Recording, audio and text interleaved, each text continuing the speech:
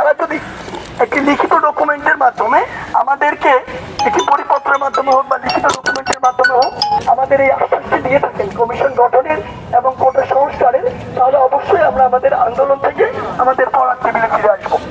এই পর্যায়ে আমাদের আগামীকালকের কর্মসূচি এবং সার্বিক বিষয় নিয়ে কথা বলার জন্য অনুরোধ করছি আমাদের বৈষম্য বিরোধী ছাত্র আন্দোলনের আরেকজন অন্যতম সমন্বয়ক নাহিদ ইসলামকে। আচ্ছা, আপনি শেষ লাইনটা যেটা বললেন এটা আরেকবার একটু রিপিট করবেন। আপনি শেষ লাইনটা যেটা বললেন। শেষ লাইনে আমরা যেটা বলেছি যে যেহেতু আমরা আমাদের দাবিটি নির্বাহী বিভাগের কাছে, তাহলে নির্বাহী বিভাগ থেকে যদি একটি লিখিত একটি ডকুমেন্ট কিংবা পরিপত্র জারির মাধ্যমে এটি নিশ্চিত করা হয় যে একটি কমিশন গঠনের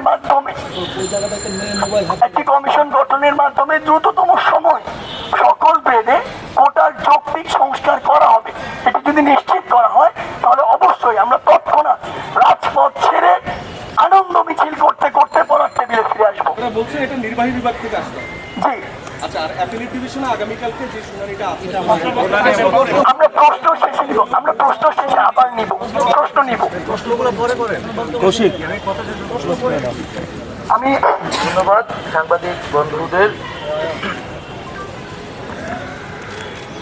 আপনারা সকলেই জানেন যে আমরা হাইকোর্টের যে রায় হয়েছে 5ই জুন, সেদিন থেকে আমরা আন্দোলনে আছি এবং এই 1 জুলাই থেকে আমাদের আন্দোলন আরো বেগবান হয়েছে।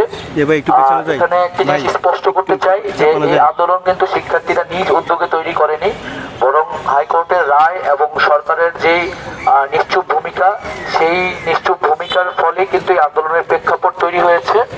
তো আমাদের আন্দোলনের ফলে সাধারণ মানুষের ভোগান্তির কথা অনেকেই বলছেন। আমরা এই ভোগান্তির প্রতি সংবেদনশীল, আমরাও চাই না যে সাধারণ মানুষের কোনো ভোগান্তি হোক, আমাদেরও কোনো ভোগান্তি হোক, কিন্তু এই ভোগান্তির জন্য সরকারকে দাঁড় নিতে হবে, কারণ আমরা এতদিন ধরে রাজপথে আছি, তারপরেও সরকার বা নির্বাহী বিভাগের পক্ষ থেকে আমাদের সাথে কোনো ধরনের আলোচনা বা আশ্বাস এখন পর্যন্ত আমরা পাইনি। তো আমাদের অন্যান্য সমন্বয়বৃন্দ যেটা স্পষ্ট করলেন আমাদের দাবির বিষয়টি, প্রাথমিকভাবে হাইকোর্টের রায়ের ভিত্তিতে আমাদের আন্দোলনটি শুরু হলেও আমরা কিন্তু এখন একটা চূড়ান্ত ফয়সালা চাচ্ছি, কারণ 18 পরিপত্র ফিরে আসলো, এটি আবারও বাতিল হওয়ার সম্ভাবনা থাকবে। ফলত আমরা এমন একটা সমাধান চাচ্ছি যাতে করে কোটা নিয়ে আর কখনোই কোনো ধরনের সংকট বাংলাদেশে তৈরি না হয়। সেজন্য আমরা সংসদে আইন পাশের মাধ্যমেই অনগ্রসর জনগোষ্ঠীকে বিবেচনায় রেখে কোটার সমস্যা বা কোটা বৈষম্য নিরসন করার কথা বলছি। আর আদালতের যে বিষয়টি, মহামান্য আদালতের প্রতি আমাদের পূর্ণ শ্রদ্ধা এবং আস্থা রয়েছে। আদালতে যেহেতু বিষয়টি গড়িয়েছে, আদালতে আইনি প্রক্রিয়ায় সেটি আইনিভাবে গড়বে, কিন্তু কোটা যেহেতু একটি আন্দোলনের প্রেক্ষিতে এই ডিসিশনটি হয়েছিল এবং আমরা মনে করছি নির্বাহী বিভাগ এবং সরকারের এখানে হস্তক্ষেপের সুযোগ রয়েছে, সরকার চাইলে একটি নতুন পরিপত্র জারি করতে পারে।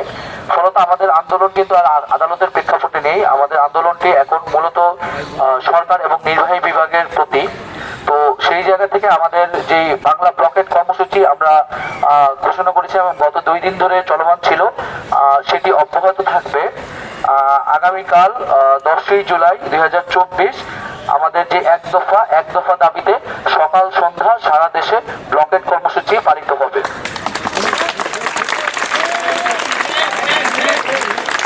এবং এই ব্লকেটের মধ্যে সড়কপথ, রেলপথ আওতাভুক্ত থাকবে এবং হচ্ছে আমাদের যে সারা দেশে যে প্রতিনিধিবৃন্দ রয়েছে তাদের প্রতি আমাদের আহ্বান থাকবে যে সকলে সমন্বয় করে যার যার শিক্ষা প্রতিষ্ঠানের সামনে যে গুরুত্বপূর্ণ পয়েন্টগুলো আছে সেই পয়েন্টগুলোতে আমরা অবরোধ অবস্থান কর্মসূচি শুরু করব। আগামীকাল সকাল 10টায় আমরা ঢাকা বিশ্ববিদ্যালয়ের জায়গা থেকে কেন্দ্রীয় গ্রন্থাগারের সামনে আমরা জমায়েত শুরু করবো এবং তারপর আমরা আমাদের ব্লকেট কর্মসূচি আর জন্য শাহবাগ মোড়ে জমায়েত হব। তো বন্ধুগণ, এই পর্যায়ে যদি আপনাদের কোনো প্রশ্ন থাকে তো সেই প্রশ্নগুলো আমরা বিবেচনা করতে চাচ্ছি।